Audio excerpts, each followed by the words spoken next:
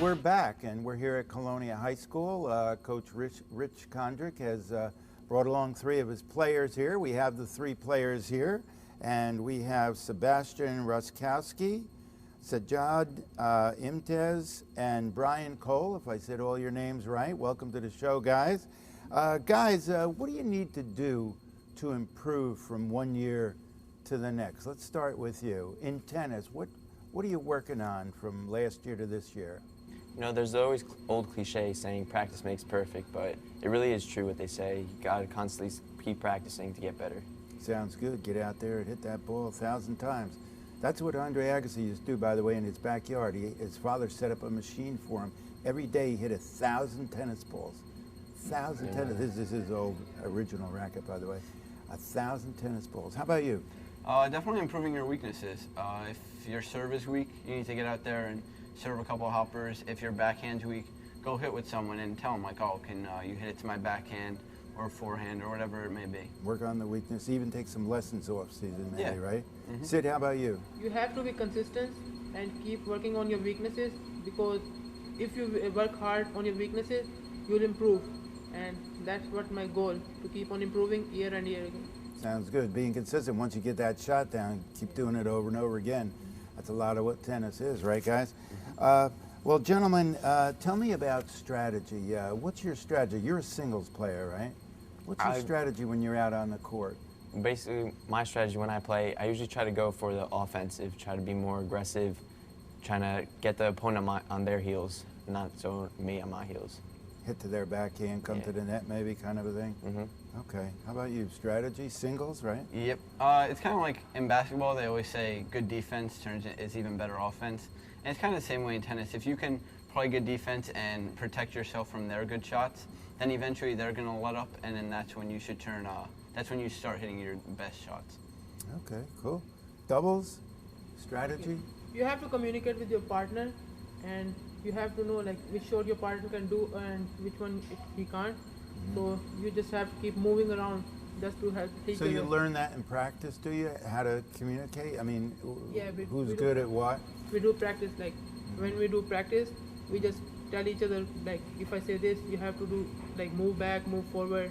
If I move right, you have to move left. A coordinated flow kind of a thing. Yeah. Okay. Could you tell me about the other players on the team? Yeah. For our first singles this year, we have Tashar Nikawade. For our second singles, we have a friend here, Brian Cole. For third singles, there's myself, Sebastian Ruskowski. For first doubles, we have Raj Shah and Brian Cushman. And for second doubles, we have Sid, we have behind me, and Mike Jaros. Okay, cool. And Sid, you recently had, I saw in the paper, Colonia 5-0 over South River. That was a pretty good Colonia day, huh? Can you tell me a little bit about that? Was everybody just psyched up or what? It was pretty hard, but we did communication, like, in doubles. Yeah. We communicate with each other. We played very hard. Like, my first singles friends, they also did pretty good, and we fought with them very good. And at the end, we got the victory. So everybody did what they planned to do What that they're day, supposed to do, right? they did. Yeah, sounds good. Well, let me ask you, Brian, could you tell me about the serve a little bit, and then we're going to do the forehand with Sebastian. Tell me about the serve. How do you hold it? How do you turn your body? Are your legs involved? Is it a scratch your back? What's going on? Well, for the serve that I typically do, that I learned from my friend who graduated last year, is I do more of a kick serve. So what you want to do is you want to make sure that your hand, almost like it's going to be the same grip almost as your forehand. You want to make sure that your hand's like parallel to this almost.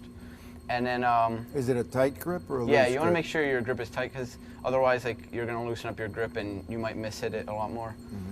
Then from there, you want to make sure that you have your legs are definitely involved. You want to bend your knees right before you hit it. And then as you're hitting contact with the ball, you want to extend your feet. With all that combined, you asked about the back. You want to make sure that the racket is behind your head. And then when you hit it, you want to graze the ball more, whereas opposed to a flat serve, you're hitting the ball like straight down on your serve. With this, you're grazing it more, so that way when the ball lands, it'll kick up, making it more difficult for the opponent to return the serve.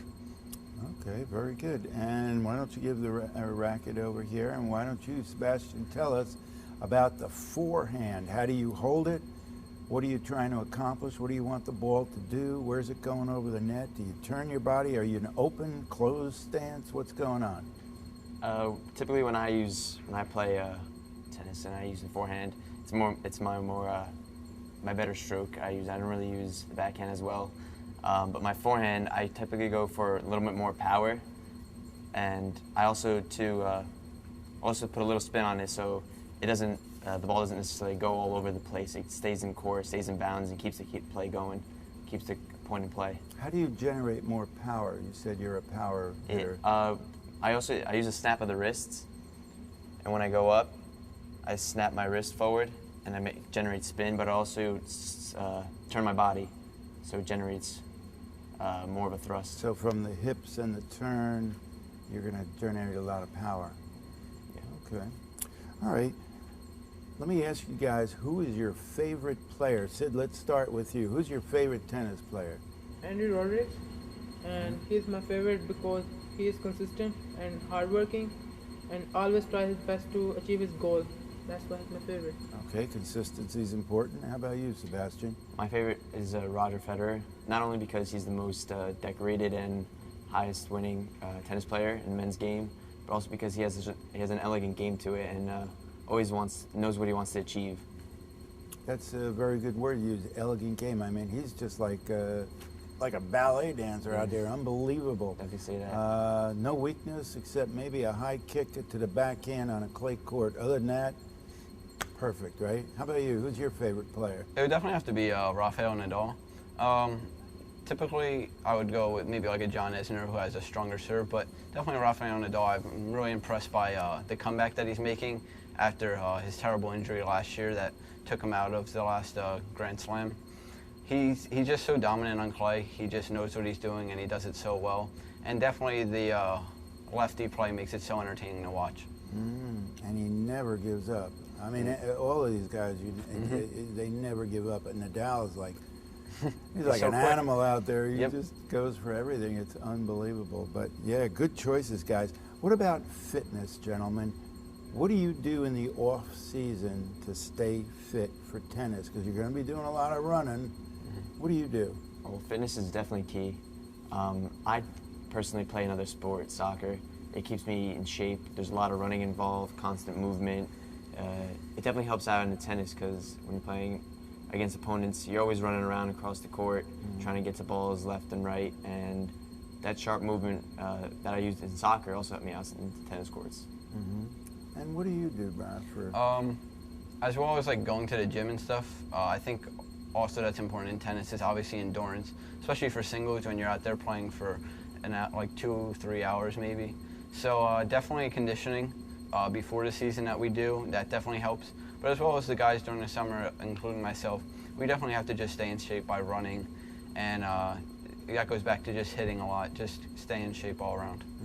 And do you come up here? The courts are open generally in the summer. You come up sometimes and hit the ball? Yep.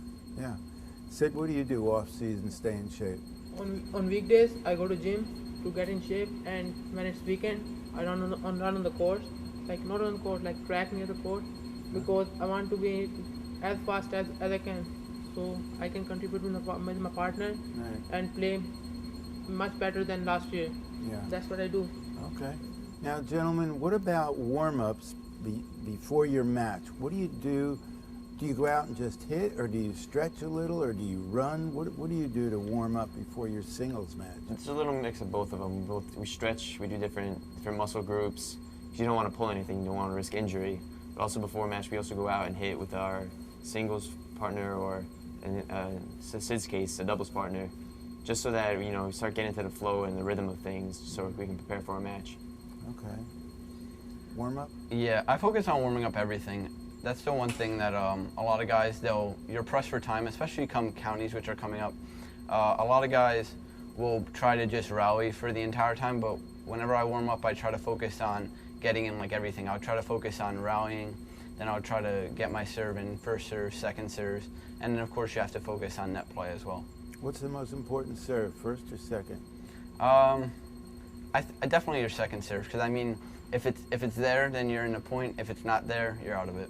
Yeah, right. Good answer.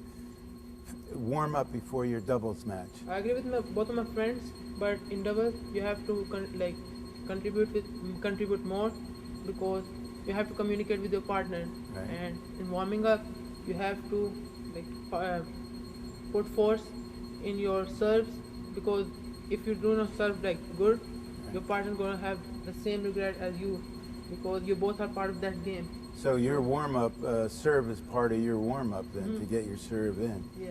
All right, well, gentlemen, thank you very much for sharing with us. Colonia High School tennis team, Coach Rich Condrick, thanks for bringing the guys by. And we'll be right back with another tennis team from another school. Don't go away. Takeout meals for just $12.99. Call them. Sherry Pearson. You are the sole surviving heir of the King of Montanopolis, and you are now worth $45 million. I'm rich. This can't be real. Of course it's not